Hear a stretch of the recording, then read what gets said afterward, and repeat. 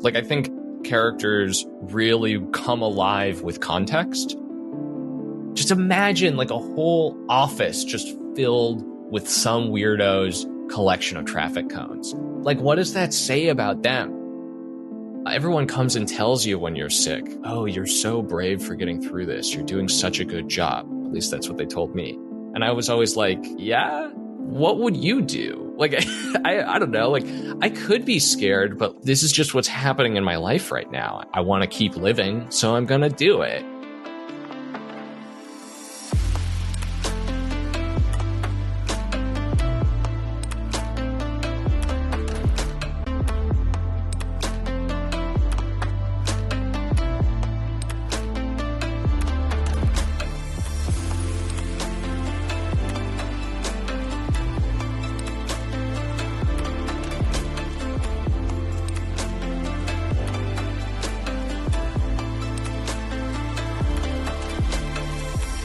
Hello, friends. Welcome to Characters Without Stories, a TTRPG podcast about the roads not yet traveled. I'm Star. This episode, I'm joined by Sam Dunnewold. Sam is a Minnesotan game designer, screenwriter, and podcaster living in Hollywood like a chump. His podcast, Dice Exploder, breaks down a game mechanic every week with a friend. He's the designer of Doskvol Breathes and Space Train Space Heist, and he was a judge for the 2022 The Awards. Sam used to work for The Onion as a video editor, and he has no colon. Sam, why don't you have a colon if it's not too much to ask? Yeah, because I've got horrible, debilitating Crohn's disease, and or I did at one point, and now I don't because I had the offending organ removed. All right. I imagine that it feels better not to have Crohn's disease. Yeah, I mean, I like eating stuff again, you know? It's a wonderful time. But that was over a decade ago at this point, so very much in the past. Yeah. So is there anything else you want to tell listeners about yourself? I don't know. I'm just excited to be here. Thanks so much for having me. Yeah, I want to say I have listened to a couple episodes of your podcast, and I'm really enjoying it. I highly recommend that people check it out. Yeah, thanks. So, Sam, who are you bringing to the table today? So I am bringing in a weird little guy named Exit, who is, I don't know, where do I start? You want me to start with the origin of who this person is? What was the situation you made the character for? I have a really hard time, unlike most people I think you have on this show, seeing characters outside of context that they're in, like relationships to other people and like the world they live in. And this character very much comes from an Apocalypse World campaign that I was emceeing. And we created this world. We were all really excited about this campaign. We were playing Apocalypse World for the first time. We did all this world building on Discord, before our first session even. And ended up with this world that is everyone lives in one skyscraper, basically, and there's horrible mist at the ground that will do psychic damage to you, so you can't go down in the ground. Everyone just lives in the one skyscraper. And we thought that was a kind of cool way to sort of bound the world into a limited space and also create this cool mythology of what's going down in the mist, what sort of weird psychic monsters are down there. And this was a super cool world. We came up with all kinds of details. I was running this game, and there was a character, a hard holder who made all of his underlings dress in old marching band uniforms that they had stockpiled around for some reason.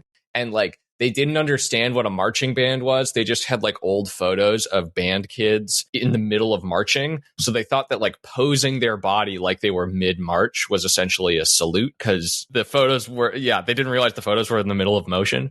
And it was just weird character and world building details like that throughout this thing. And there was one character in particular named Trout that one of my players was playing, who was essentially a weird little cult leader who lived on the floor of this skyscraper that was too far down for everyone else's comfort, but not so far down that Trout would die. But they and their followers were a bunch of weirdos down there. And we only got to play this campaign for a few sessions, but I really loved the whole world. I loved Trout especially. I just loved this weirdo on the outskirts of society who was sort of straddling the line between living in the real world and living in this sort of dream psychedelic world of whatever the mist was below these skyscrapers. And I had my vision for who I wanted that person to be that was very different from the player who was playing as Trout. Like, I wanted a loner who lived down there who did not have a cult like following him around. Like, I wanted just the one weird, the hermit down there.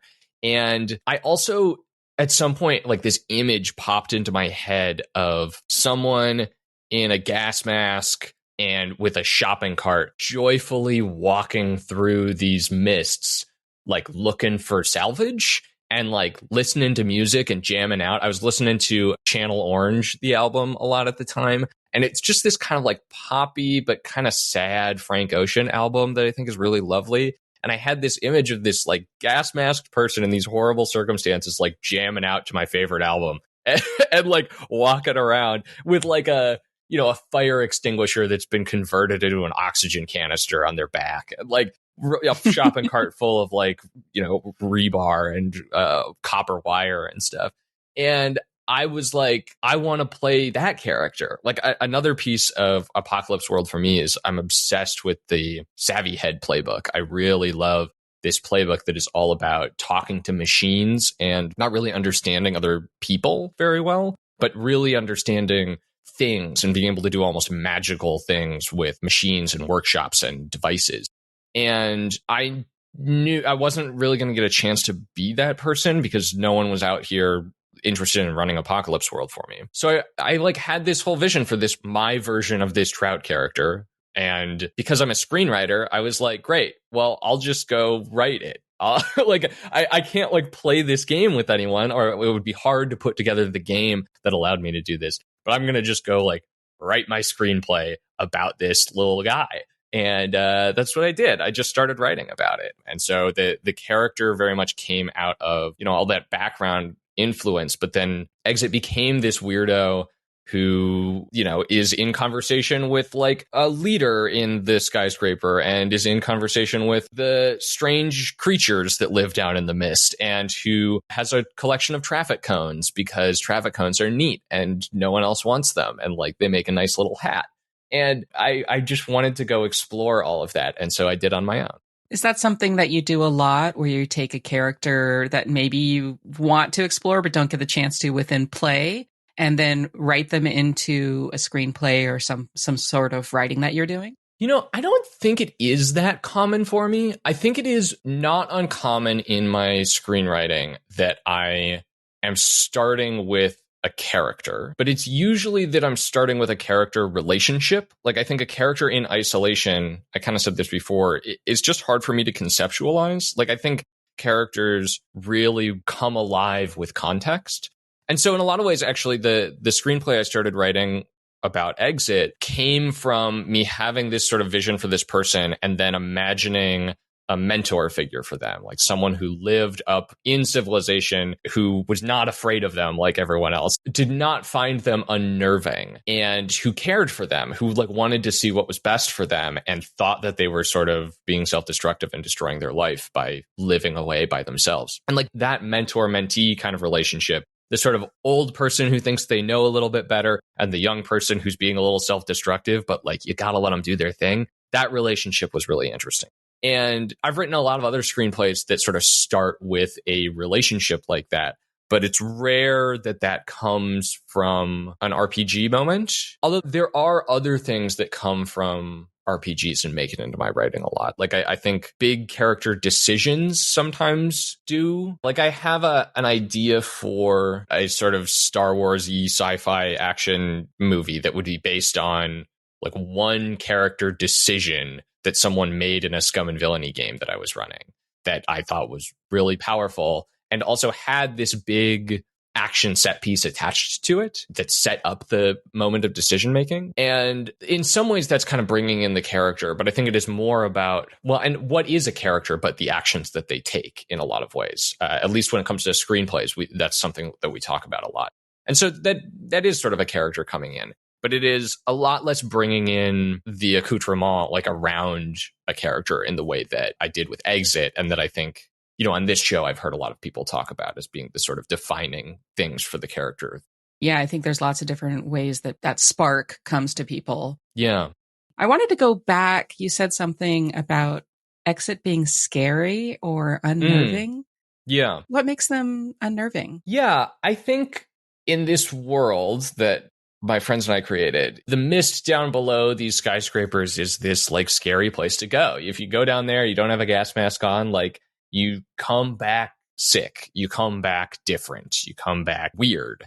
And that's off-putting, especially in a world that's going to feel so unstable to begin with. Like I think most post-apocalyptic kinds of settings tell stories about people trying to find safety and stability in a very uncertain world. I think that's part of the reason they're so popular right now, you know. And people living in a world like that who see someone living on the edge, living outside of that safety deliberately, I think would be a very unnerving, unsettling kind of thing. There was also an element, I created this job for exit of, all right, let's get into my weird world building. So at the bottom of this skyscraper, there's sort of like two classes of people. There's a hard holder who kind of runs a marketplace for like anyone in the skyscraper to come to. And he and his people rent out shopping carts to scavengers who then go down the elevators out into the mist and like come back with stuff to sell at the market. And then the hard holder like takes a cut of whatever they bring back. And so the scavengers all resent him because he's exploiting them.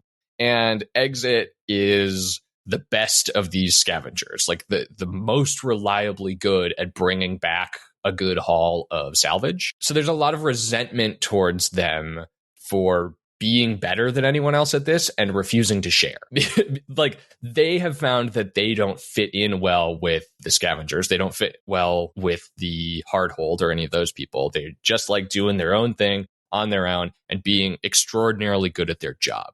And I think all of those things put together lead to a very outsidery status and a lack of understanding from everyone else. This scavenger society is so built around all supporting each other because there's so little to go around. And someone who has told that sentiment to fuck off because they're not treating Exit well is not a person that anyone understands or wants to have around. What's interesting to me about post-apocalyptic stories is often this kind of push-pull between individualism and being selfish and contributing to any sort of collective, whatever kind of outpost people have been able to form in this troubled world, which also makes me think, I can't remember the name of the movie. Is it like High Rise? That takes place in a single apartment building?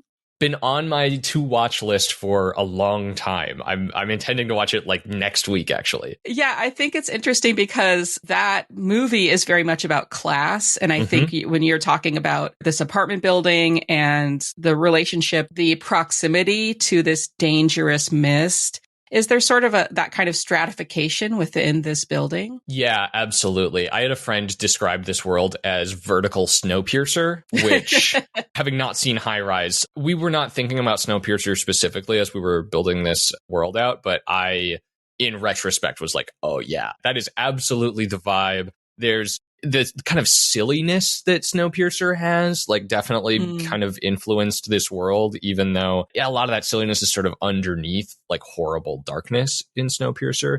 But it has that same thing of major class stratification, impending revolt, and just outside the walls of the train, like life cannot exist anymore. Like you're all really trapped in a box together. And that's very much the kind of powder keg that I wanted to create with this world. Let's back up a little bit to Apocalypse World, which is the originator for the Powered by the Apocalypse system, which is now incredibly ubiquitous as a mechanical system. What is Apocalypse World?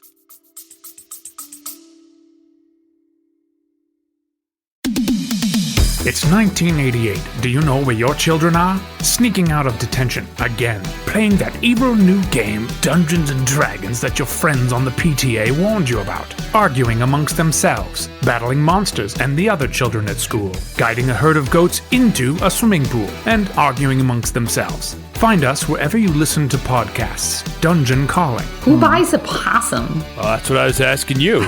Dungeon crawling.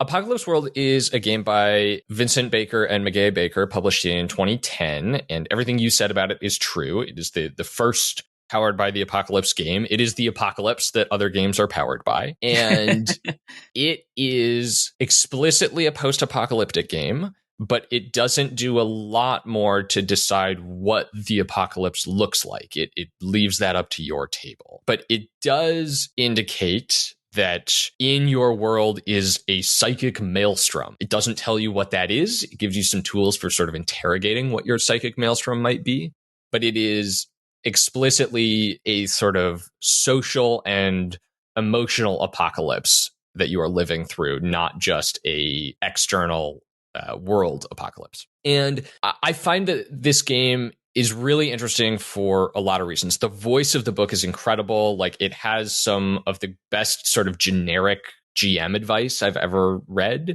but it is also notable, I think, for the way it centers the kinds of characters. Like, it makes you as players take on the roles of characters who in many older RPGs would have been NPCs. Like, one of the main playbooks is the Maestro D, who owns a bar, or the Hardholder, who I mentioned earlier, who just is like the local mayor, basically, like the person who's running the local community you're a part of. And you can be a cult leader, right, and have a bunch of followers. You can be a gang leader and have a bunch of followers. And all of those kinds of people would typically be the people back in town while you are out adventuring. And instead, in this game, you are playing as those people and making hard decisions about scarcity and relationships and how you are going to make a place for yourself in the world and what you are going to choose to prioritize.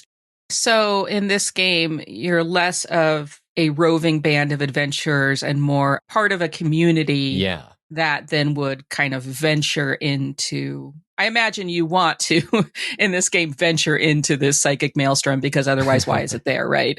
Yeah, but like the psychic maelstrom, maybe it's everywhere. Maybe it only exists in the Hardholder's basement, but also maybe it exists all around you and it's truly psychic. Or maybe it's like the leftovers of the internet. It's the Matrix. Or maybe it's an alien technology. It can be really whatever you want it to be. In our case, it was whatever is down there in the mist, right? But yeah, it is a game in which, yes, probably the story is going to take you away from town, but probably you are leaving town because you have to in order to save town. You're not going to the next place for loot. You're not going to the next place to travel or see what's out there. You're like going one town over because there's a Cold War brewing between your two towns and you want to make peace. And then you want to go home and have it be peaceful. Or you're like venturing out to the solar panel fields out in the wastes that have started malfunctioning and someone needs to check on them. It's much more community centered, I think. You are going to spend a lot more time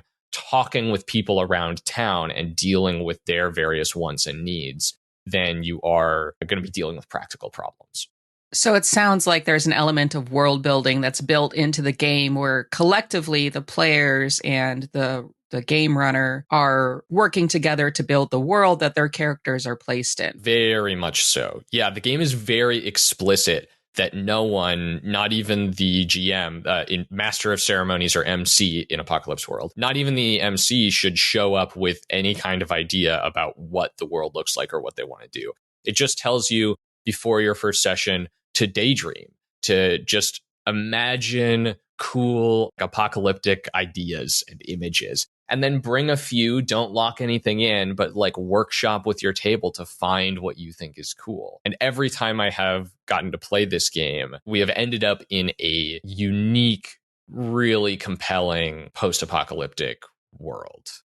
To me, it seems like building a character for Apocalypse World, or probably a lot of Powered by the Apocalypse games, is really contextual. It's not something that you would often do as a solo player. You're not bringing in something fully realized. You're coming to the table with something sketchy. Yeah, it's definitely a game that encourages you to do that, to come in with ideas, but to be really open to whatever ideas everyone else is coming in with and whatever riffs on your ideas other people take and run with. I will say the playbooks are fairly strong character archetypes in their own right. I think I've made it clear at this point that I think building out a world really helps you flesh out your Apocalypse World character, and it really helps you flesh out whatever game character you're coming up with or story character you're thinking about. But it is also true that if you just sat down and filled out the Hardholder playbook without a world, first of all, you would start making some decisions about the world as you filled out the playbook because you would have to, and the playbook prompts you to do so. But you would also make some character choices that give you a cool person that you might be able to drop into any campaign. We're talking about playbooks. Playbooks are kind of a collection of tropes that are genre specific, usually. What is the playbook that you're using for this character? So Exit never got a playbook really explicitly because they started as Trout, the character that Exit is based on, started as the Hocus, who is basically a cult leader from Apocalypse World 2nd Edition. But the playbook that I was always really excited about that I mentioned earlier was the Savvy Head, who is more of a tech person. I don't have an actual character sheet for Exit, but I conceive of them as a Savvy Head in the world. What are the choices that the game asks you to make when building a character? That is a great question that I am so glad you asked. So each of these playbooks is kind of double-sided, and the front side has stats and moves. If you're not familiar with Apocalypse World and Powered by the Apocalypse games, each move is like a special ability, essentially, that triggers under some sort of specific circumstances in this story. So one of the Savvy Head moves is oftener right. When a character comes to you for advice, tell them what you honestly think the best course is. If they do it, they take +1 to any rolls they make in the doing, and you mark an experience circle. Cool. Pretty self-explanatory. Some of them are a lot longer than that. Some of them are a little shorter, whatever. But when you're making a Savvy Head, you are choosing your moves, you're choosing your stats, and you're doing all the sort of normal stuff of choosing a name, choosing some gear, choosing, in a Savvy Head's case, projects that you're working on, and your look, of course, as with basically any character. But the thing that I love about Apocalypse World and many Powered by the Apocalypse games is how it gives you pick lists for all these things. So the Savvy Head has a list of names here, like Leah, Joshua, Ty, Ethan, Brand, Jeremy, and so on and so forth. And the look is man, woman, ambiguous, or transgressing. Utility wear plus tech, scrounge wear plus tech, vintage wear plus tech, tech wear. Okay, cool. Apparently going to be a techie. But then it gives you options for your face, your eyes, your body. It gives you these little bits of character. I might have a hunched body that really let you kind of run with the details in a fun direction. Hunched body is such a mood. It's not my entire character, but by just circling hunched body on this list of options, along with, let's say, dancing eyes and a pretty face, that person is coming together really quickly after just 3 choices on how I look. So if you're interested, listeners, in delving deeper into pick lists, Sam, you did an episode about pick lists, right? We did do an episode about pick lists. Me and my friend Ash Kreider specifically started by talking about the gender pick lists in Apocalypse World and its descendants. And we had a lot to say. By the time this releases, it's likely I'll also have put out an episode about random tables and random lists, which I think are really closely related and also very interesting. And of course, if you're looking at your Savvy Head and you're I know I want cool eyes, but which of these cool eyes do I want? You can always just roll a die and turn the pick list into a random list, right? We had a lot to say about pick lists and the beauty of them. You said that Exit, their job is essentially salvage. Yeah. What made them good at their job? How did they get good at it? I don't know that I've ever thought about that question. I'd always a little bit conceived of them as just sort of naturally good at it. like naturally someone who is a little bit less social and a little bit more interested in things, who just has a keen eye for how to take something apart and put it back together and what makes it valuable or useful in the first place. And then I also think of them as someone who is just not afraid of these mists in the same way as other people, whose brain has always worked a little bit differently. And as a result is maybe less affected by whatever's going on in these mists, and maybe just doesn't care as much, or maybe has already been affected by the mists. And as a result, just feels more comfortable out there and has been more willing to just put in the reps to get the practice. Whereas for anyone else, like putting on a suit and going down there is kind of a scary experience. Exit always was someone who was like, I'll go take a look around. Why not? That's how I make my money. It's my job. It's fun to like come back with some prizes. And that lack of fear, I think, is really the thing that puts them over the top. Do you think they were always brave? Yeah. Now we are digging down into the questions that are actually about me that I didn't realize were about me until I started answering them. I have Crohn's disease, right? I grew up with this chronic health condition that was really hard to deal with and that I spent a lot of time in hospitals as a result of. And I never really felt afraid. It was just like a thing I had to do. You know, there's this, everyone comes and tells you when you're sick, oh, you're so brave for getting through this. You're doing such a good job. At least that's what they told me. And I was always like, yeah. What would you do? Like, I don't know. Right. Like, I could be scared, but this is just what's happening in my life right now. I want to keep living, so I'm going to do it. And I still to this day sort of don't know whether I got through that and felt that way because I genuinely wasn't afraid or because I took all that fear and repressed it way down. And I suspect that it's a little bit of both. I think I am a person who just isn't as afraid of my body and afraid of doctors and afraid of like what might happen in the future as other people might be. And, you know, as a teen, I was like, well, yeah, I'm very sick right now, but also I'm immortal because I am a teenager.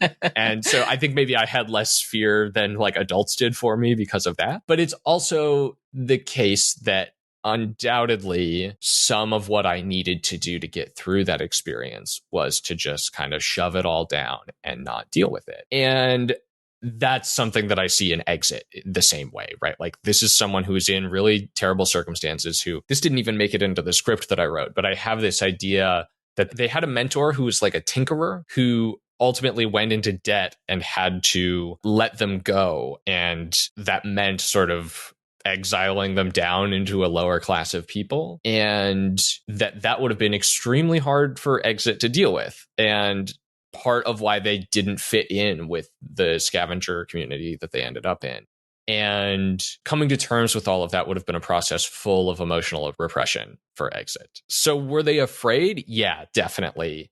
But I think that they learned how to stop feeling that and never learned how to start again.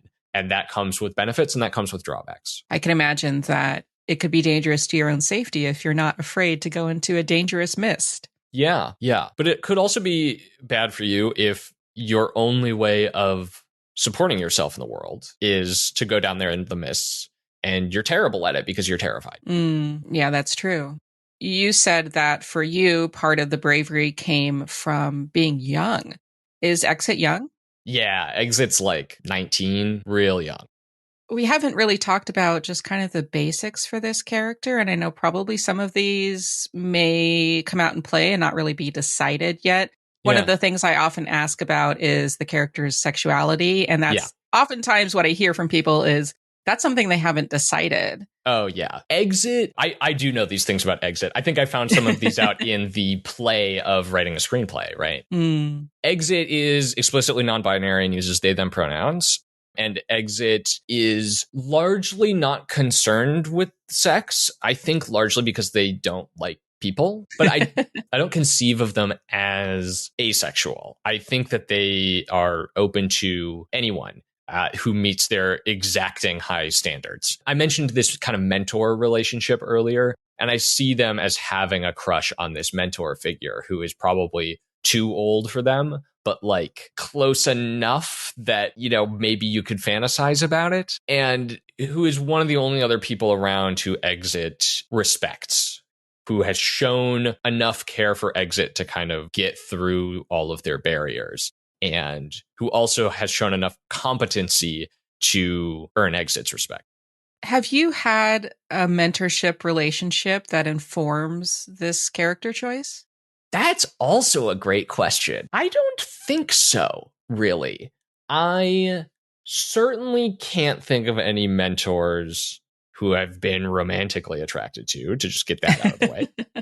It's not like I haven't had mentors in my life. I went to college. Like I can think of a lot of professors that I have very good relationships with. My first boss was a really great guy in his 40s who I think maybe kind of felt about me in a similar way to how this mentor feels about Exit. He worried about me because of my health, and he also really saw a lot of raw talent in me and wanted me to be able to grow into that and thrive and do the best and not get trapped in the place he had gotten trapped in. He wanted better things for me.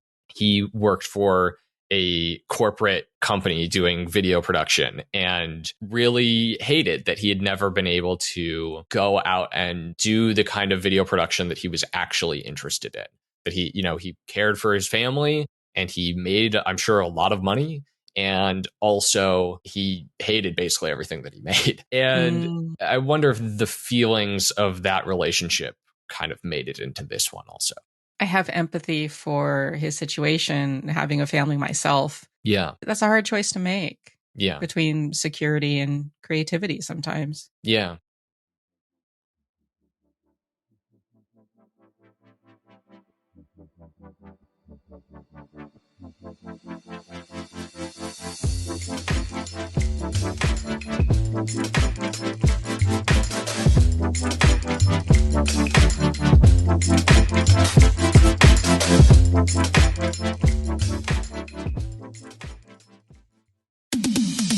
It's 1988. Do you know where your children are? Sneaking out of detention again, playing that evil new game, Dungeons and Dragons, that your friends on the PTA warned you about, arguing amongst themselves, battling monsters and the other children at school, guiding a herd of goats into a swimming pool, and arguing amongst themselves. Find us wherever you listen to podcasts. Dungeon Calling. Who buys a possum? Oh, that's what I was asking you.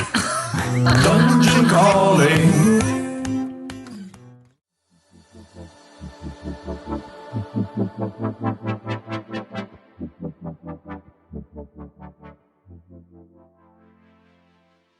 What does Exit look like? Yeah, this is a great question also because the iconic image of Exit in my head is completely covered. Like they are in a gas mask. They are in a full body suit where all the like seams are wrapped up in duct tape. You know, they have like cargo boots and rubber gloves on, and they're like carrying a fishing pole. Actually, since I sent in the original form, I found a sketch that I did of Exit at one point that I'll share with you. But they're a mess. They're like they're covered in dirt and grime. They're wearing this suit all the time. When they get home, like they take the suit off because it's like sweaty in there and like maybe not the most fun to sleep in. But like they're in that suit basically all hours of the day. It's like their one outfit. And as much as they would like take the gas mask off when they're kind of like hanging out at home, I wrote all this before COVID, but also there's a lot of vibes of like, if I'm out in the world, I'm putting my mask on just because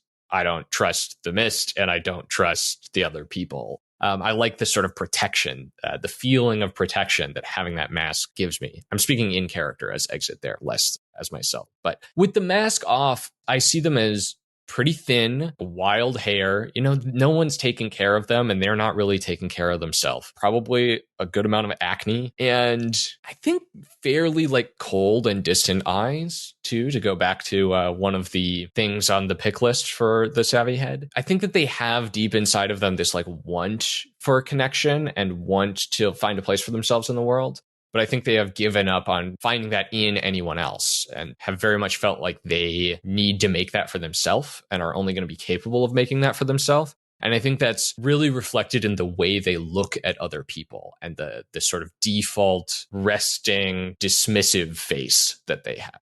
Will the mist or being exposed to it, even with the protection of a gas mask, do you imagine that that would have kind of long-term effects? I mean, yeah, even a mask is not necessarily completely protective. Yeah. No matter how good you are, if you do something 1,000 times, one of those times you're going to make a mistake, right? I do see that happening. I thought a lot about this as we were both playing this original campaign, and then as I was conceiving of this character in this world on my own and in this screenplay. What does happen to you when you're exposed to the mist? We went through a lot of different ideas about this because I didn't want to get too deep into something that could be ableist or being like, you go crazy, or like your brain starts to melt out your ears, or like you become an invalid, or anything else that would just be really uncomfortable to me. I wanted it to be something specific and something that would not end your life. A big exposure, maybe it would end your life, but like that the sort of mild or brief exposures that these scavengers were likely to have could be career ending, but that wouldn't be fair. You know what I mean? Like that, I feel like that's how I feel about disability a lot, is the ways in which it holds you back are totally surmountable, but society doesn't necessarily agree. And that's a problem with society, not a problem with you. So the thing I ended up settling on was memory issues and frailness, like muscle pains and aches that made physical exertion difficult as the sort of like first symptoms of what the mist would do to you. And that the scavengers who were going out and doing this for a long period of time, they knew, and other people around them would carefully watch for these symptoms. And some of them would just go until they burned out or had some sort of horrible accident and would just keep going to sort of devote themselves to the community. And some, when those first symptoms of like a little bit more forgetfulness would come in, would retire. And that the decision on when to do so was very much up to the individual, but a hard one to make. Playing a role-playing game, a lot of times you discover your character's backstory or you build things about your character's backstory and that prior relationships that they might have had with each other through play. Yeah. And so role-playing memory loss could be difficult because how do you portray that when the other people don't know that these things are memories? Yeah. I mean, I'm thinking now of an episode I did of my show with Jason Morningstar about this concept of transparency, which is the level of how much knowledge goes between player and character. In a high transparency game, you as players have essentially all the information that is going on, even if your characters don't. And in a low transparency game, you might be keeping big secrets from each other, right? And I agree with Jason in that episode that I think more transparency typically leads to better games, that the more information that we can have as players, the more we can help each other lean into the most interesting parts of our characters' stories.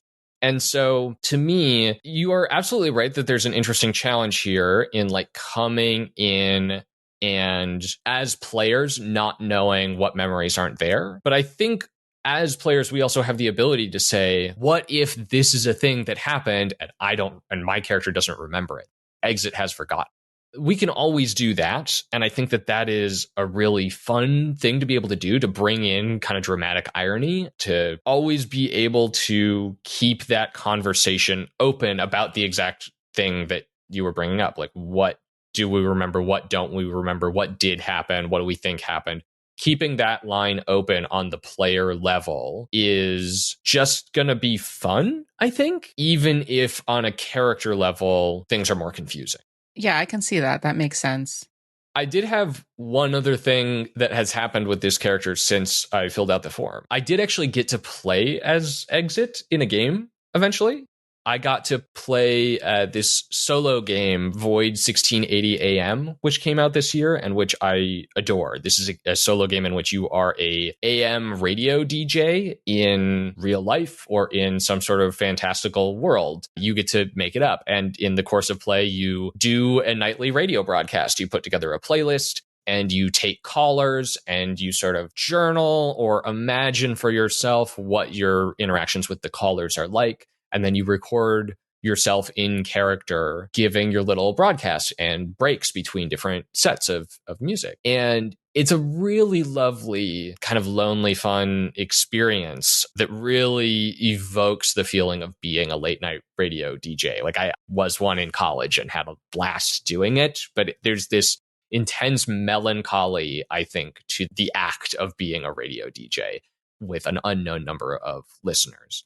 And when I sat down to play this game, I was like, oh, I want to be Exit. Let's do this as Exit. I took the character and I changed them to be a sort of support person for a bunch of scavengers who would be out there on the ground, like someone who would stay back home and play music for those people, and via the music and their broadcast, keep them up to date on how long they had been down there, because you don't want to spend too much time down there. And also to provide them with like a comforting voice from home, to a connection back to home, and a place within the community for other people to listen in and sort of by listening express a connection to and support for everyone who's risking their lives down scavenging. And that really changed the nature of the community and the world that I had set up for Exit. And it certainly really changed who Exit is as a person. It would bring them back into the community. But I also really loved the results. There was something so kind about it that was nice to play around with, and a nice, maybe 12 skyscrapers down, there's a different skyscraper that is functioning in this way. You know, it was a very fun game to play by myself. Interesting. Do you, in the course of playing this game, actually record the radio show, or are you writing it?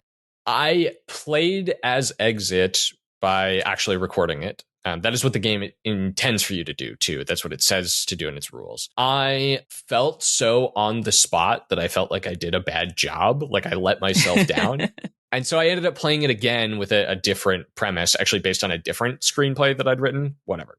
That's another story. And at that time, I wrote down what all my DJ breaks would be, like what my character would be saying into the microphone instead of recording myself. But then I did go back and record them and put it all together as a broadcast, because the author of this game, Ken Lowery, has a weekly stream where if you send him your broadcast of the game, he will play it on his actual AM radio station and broadcast it live on YouTube. So I ended up doing that with my second playthrough of this game. And he's got this great little community going of people who just like listen to these playlists and weird little fiction along with them every week. It is a really fun, lovely place to be. And I felt bad. I did not feel like my playthrough as Exit lived up to the standards that I wanted to broadcast, even to only 10 people live on YouTube. But it is a real fun thing that Ken has put together in a community that I've come to love.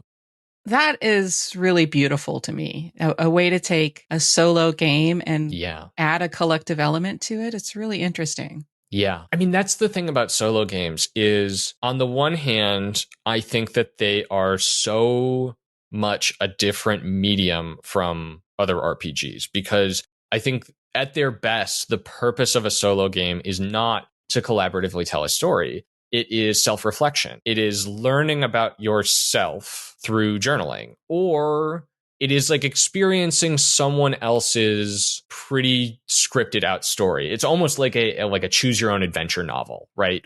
Where, yeah, I might be adding details to this story, but fundamentally, like, I'm just experiencing an author's work.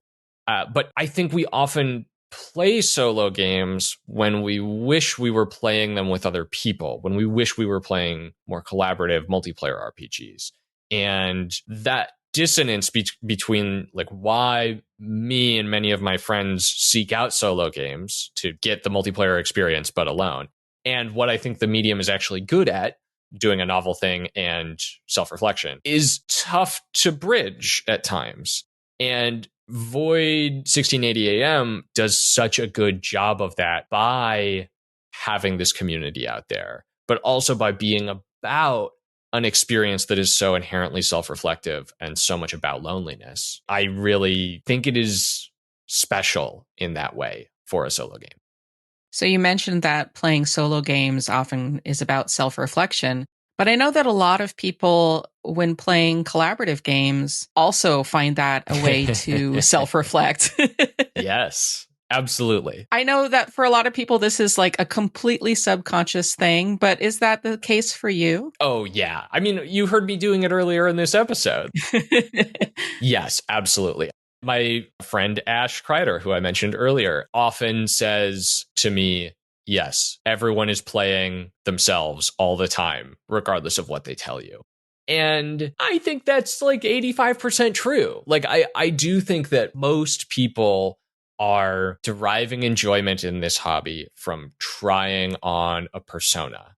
And I think mostly we are trying on personas that we find compelling in a way, enthralling, intriguing, something that we would like to seek out and play around with a little bit. Maybe even outside of RPGs in the rest of our lives. I know I have made a lot of characters. I've been called out by many friends for playing almost exclusively characters who are extremely emotionally repressed. And I will leave it to listeners to maybe think about why that is, given what else I've talked about at this episode. But yeah, absolutely. Everyone's out there like using RPGs as a way of self-reflection. That's not the only thing they're doing. It's usually not the most intentional thing that they're doing. And some people, I think, aren't doing it at all. Like some people really are just like showing up to hang out and like meme around with their friends. And some people really just want to play a board game and fight goblins or like loot around in a dungeon or whatever. But I think it leaks through for a lot of people, even in those kinds of play experiences. And I think there are absolutely people out there being really intentional about the kinds of characters they're interested in putting on for a while. When you find that you're doing it, is it something that you personally recognize, or is it always other people recognizing it for you? No, I know that I'm doing it a lot of the time. I think it is helpful for other people to point it out. Sometimes it's like, yeah, I'm like probably doing this thing, but like whatever, I'm not going to pay attention to it. And then someone will be like, damn. And you'll be like, oh, yeah, yeah, I see what's going on there. But I think in general, it's both. It's like, yeah, I'm trying some stuff on, but I'm also finding stuff that I don't know that I'm finding. And when other people call it out, that's illuminating. But yeah, that's a good word for it. Does Exit have any particular quirks? I think the collection of traffic cones is the like big quirk. That was a detail that was in my screenplay for a long time until several friends were like, this doesn't make any sense and you have to take it out. And I was like, no, I want Exit's weird little collection of traffic codes. That's something that I ripped off completely from my friend Sophie, who created the original Trout character. This collection of traffic cones was just such a weird little detail that could only exist for Trout or for my take on the character who lived down there. And I just think it's so fun. I think it's so fun. Just imagine like a whole office just filled with some weirdo's collection of traffic cones. Like, what does that say about them? They're not quite right. They're going out of their way in this dangerous world to create this strange art piece. And it's like a magic. It's this fascination with this world that doesn't exist anymore, or maybe just with like bright colors or something. It's opaque in what it means for Exit and is just an indicator of how odd they are. And I love that combination about it. Do you understand, or does Exit themselves understand the importance? Like, why do they collect these cones? I think they probably do, but I never landed on what it was. I ended up actually indeed taking it out of the script and stopped thinking about it precisely because like I didn't want to have to answer that question definitively. And I thought that's the kind of thing where like, I don't know that you do have to answer that question definitively if the character is on the fringes of your story. But if they're your protagonist, you should know what's going on there. I liked it being unclear. Yeah. What does their home look like? You mentioned that having a big collection of traffic cones, having an office full of traffic cones, that would take up a lot of space. I imagine it takes up a lot of space in the shopping cart. Yeah. Maybe even giving up other forms of salvage in order to collect the traffic cones, which I find really interesting. Yeah. I think they would usually bring back one at a time and wear them as a hat. And so it wouldn't take up like a lot of space in the cart. You know, a traffic cone fits on top of a pile of junk pretty well. Like if there's a pole sticking out of your shopping cart, you can just like slam a traffic cone on top of it, right? But I think if I'm recalling right, their living space, like most people were kind of crammed into this skyscraper because, you know, there's just kind of limited real estate at large. But because Exit was willing to live down far enough, there was a lot more room. They had like an entire floor to themselves. And I believe I conceived of this skyscraper as almost a Judge Dredd style, like mega scraper that was like super tall and like everyone like lived in it, had everything that you would need in life. You'd never need to leave. And I grew up near the Mall of America, the Mega Mall. And I remember always going there and just being like, wow, they've really set this place up specifically to trap you here, you know, to make it a place that you would never need to leave. I'd had this vision for a lot longer than this of a Walmart that just has apartments in it. And like, is that in our collective future? And so that kind of meant that anything could exist in this skyscraper. And so I believe they were living in an abandoned arcade that there wasn't really power anymore, but there were still all the old arcade machines laying around with all the brightly colored, cool advertisements on top. Yeah, it's like one fairly large arcade, essentially in a big mall that no one was in. It would be like The Last of Us, the episode of that TV show from this past year, where they're going around this mall at night after a zombie apocalypse. Like those vibes were in a big arcade. None of the machines work anymore. They all look really cool. And all of them are covered with traffic cones, and the floor is covered with traffic cones. And I got a little bed in the back and like a personal sized solar panel, like sticking out the window, doing its friggin' best to like collect what sunlight can make it down here to a fairly cloudy existence. And, you know, snuggle up, put on the radio, like recharge it overnight, and then get up and catch a rat for breakfast. It's funny how malls come up often in post-apocalyptic stories. Yeah. I was thinking of, oh gosh, is it Dawn of the Dead where they're in a mall? You know, I've never seen any of those movies, but I believe it is Dawn of the Dead. Yeah, I think it's Dawn of the Dead. Well, you should check them out if you like zombies, because obviously they're the original. But yeah, really fun because, yeah, a mall is designed to trap you. It has kind of some high security features because there's not a lot of entrances and exits, and yet has all these divisions within the space that all have their own kind of character, which I think is a really fun idea, because where you choose to kind of settle down, it says something about your character. Yeah. I think malls are also so common in post-apocalyptic settings because an empty, decaying mall is such a good symbol of the post-apocalypse. Yeah. All our modern decadence, but for what? Like, all nature reclaims it. Like, we will be nothing in the grand scheme of things. I think that is a really powerful idea in those stories. Yeah, definitely. Does Exit have any personal ethical or moral code, a vow, a motto? Not particularly. I think that they're a little bit out for themselves. They don't want to hurt anyone else, but, you know, they're willing to fight back. So I don't think like pacifism is the right thing either. The scavengers that they are distinctly not a part of had a very distinct slogan, which was, we all pull together. Like, we're all in this together. It was literal, too, because they had to operate the elevators with ropes. That was like a slogan that Exit was very much pushing back against. And they didn't have like an explicit motto in opposition, but they also distinctly were not pulling together, that they thought their own life was more important than other people, or at the very least that the direction all the scavengers were pulling in was harmful for Exit. And so they rejected it. Why was it harmful? I think that it was a means of creating conformity.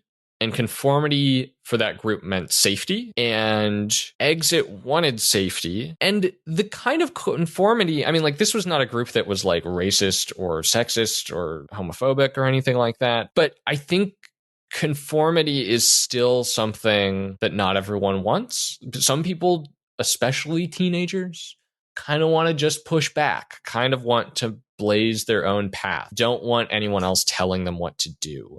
And that having to conform is painful in some ways, kind of regardless of what you are conforming to. And that is what I feel like Exit was pushing back against, sort of the idea of conformity itself, of having someone else define their place in the world. Was Exit alive before the apocalypse and saw the apocalypse take place, or have they always lived within the apocalypse? They were not alive for the apocalypse. I believe some of the oldest people were alive for it, but Exit is not one of them. Exit has only known this world. It sounds like they're very much a loner, but do they have a family living higher up in this skyscraper? You know, they might. I had always imagined, I brought this up earlier, but them having this person that they like grew up apprenticed to, like sort of a surrogate father figure. But I never considered blood relatives for them. I think that they're like blood family. Their birth parents were either killed in the apocalypse or killed in the horrors afterwards, or just lost Exit somehow. I don't know. That is a story that sounds very compelling to me that I never considered. Is there anything else you'd like to touch on? You know, I will say the plot of this screenplay that I wrote, like, started with Exit finding a bomb out in the mists and bringing it back home and being like, this could really like upend the social order of this place, Is that a thing I want to do? I don't know. And I found it really interesting to take this unjust, stratified, unequal society and to give to the person who is most on the outside of that society, who's least invested in it, who's most trying to get away from it, the ability to make things right, to leverage the threat of a bomb that could like bring down the whole skyscraper into making a better world. What happens when you give that person that leverage, like the least invested person, the most leverage? And everyone else in the place suddenly becomes very interested in this person who wants nothing to do with any of them and now has power over all of them. And I found that reversal. I mean, I haven't touched this screenplay in 4 years. I should go back to it. I mean, it's exciting to me just describing that story. Exit. It sounds like you're a loner. And I think a lot of people, when they feel sad, turn to others. What do you do to feel better when you're sad? Well, I don't get really sad like a lot. And I don't really bother with that too much. But I think I turn mostly to music. I have this Walkman and I like listen to, I have like a playlist, and the playlist is exactly the length of how long one outing is supposed to be, one scavenging run. And so when I get back home, I'm in a particular mood, you know, and the playlist really like levels me. It's a good one. And I have playlists for a lot of feelings. You know, if I need to level off from being anger, I got the anger playlist. And if I need to level off from being lonely, I've got the lonely playlist. And I'm a little bit worried about what happens when, you know, everything breaks down eventually. But I don't know. I guess hopefully hopefully my playlist won't break down until after I die. Do you think that you'll live a long time? Probably not. Does that bother you? I mean, I'd prefer I lived a long time. I don't know. I don't think anyone lives that long. I try to take it a day at a time. I focus on tomorrow, you know? I want to beat my high score. I want to come back with more stuff. Self-improvement is important. Sam, thank you so much for coming on the podcast and for sharing your character with me and my listeners today. Yeah, thanks so much for having me. This was a blast. I really loved being here. Thank you. I'm going to put links in the description to all of your channels and things, but are there any projects you'd like to share? Just the Dice Exploder podcast. Come on down and listen to it. We got a Discord going too that I'm really happy with. If you like RPG mechanics and design, I got the show for you. That's the main thing. Do you have a personal favorite when it comes to mechanics? What is my favorite RPG mechanic? I ask everyone that question when they come into the Discord, and I'm only now realizing that I avoided answering it by virtue of having created the Discord myself. I think a highlight for me is the single word from the game We Are But Worms, a one-word RPG. I will not give away what the word is, but I find that game inspiring, and the word in question to be delightful. So I will answer that. I think that's going to make a lot of people look that up. I mean, Yeah. how can you hear that and not want to know what the word is? I did a 70-minute episode about that word. So, come on down to the podcast after you check out the game. And you can hear me talk about 433 and Fountain and high art and ranking games and how it's bad. For my recommendation this episode, I'd like to introduce you to a podcast called The RPG Goblin, a TTRPG talk show. Willow's enthusiasm for games shines in her podcast, and there's always food for thought or some good tips for your games. Topics are varied, and she's had some great guests. Give it a listen. I started a newsletter. If you'd like to get a behind-the-scenes peek at the podcast, follow my other projects like my current all-women actual play, and be notified when a new episode drops, you can find the sign-up form in the show notes or on my website. Please share the podcast with a friend. Word of mouth is the best way to find new listeners. Your recommendations help me immensely.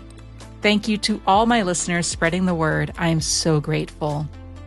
You can find me on TikTok at StarMamaC or on Threads, Blue Sky, Instagram, and Facebook as Characters Without Stories.